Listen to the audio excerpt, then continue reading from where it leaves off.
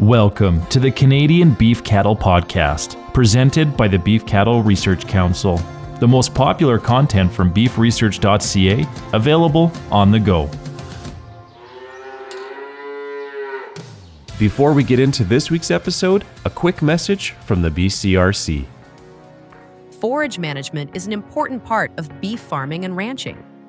Forage U-Pick is an interactive initiative aimed at providing farmers and ranchers with resources and tools to make informed decisions about forage management.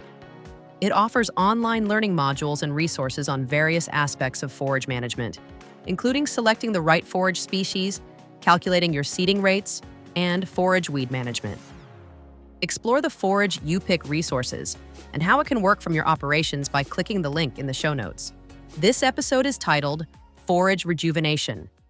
The Rejuvenation of Hay and Pasture page on beefresearch.ca has been rejuvenated to include more content relevant to Eastern Canadian producers. Updated information has also been added for the various methods of rejuvenating forages in regions across the country. Rejuvenation of a forage stand, whether hay or pasture, involves using one or a combination of methods to increase productivity with a shift towards higher-yielding forage species that provide improved nutritional value for livestock.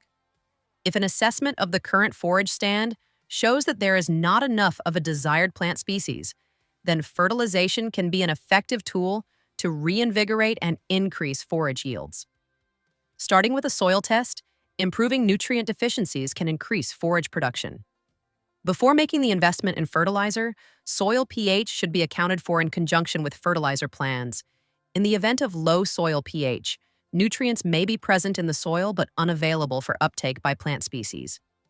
When soils are very acidic, pH less than 5.8, soil bacteria and nitrogen-fixing bacteria in legume stands are negatively affected, and soil biological activity is reduced. The opposite of this is also true. Raising the pH too high can reduce the solubility of aluminum and manganese, which can be potentially toxic to plants at high levels. For reference, there is a graphic linked in the show notes that illustrates the availability of plant nutrients, toxic elements, and microbial activity with the change in pH. Optimum nutrient uptake by most crops occurs at soil pH between 6.0 and 7.0. Low pH soils are common in eastern Canada due to the underlying bedrock and soil types, and often require amendments every few years to offset the natural progression to a return to lower pH levels. Adjusting soil pH will increase the solubility of nutrients and allow them to become more available to plants. Adding fertilizer to low pH soils without pH amendment will not solve the problem of nutrient insolubility. In the regions across Canada where acidic soils are a limiting factor for forage production, a common practice is to apply a material that contains some form of lime or an effective calcium carbonate equivalency, such as wood ash.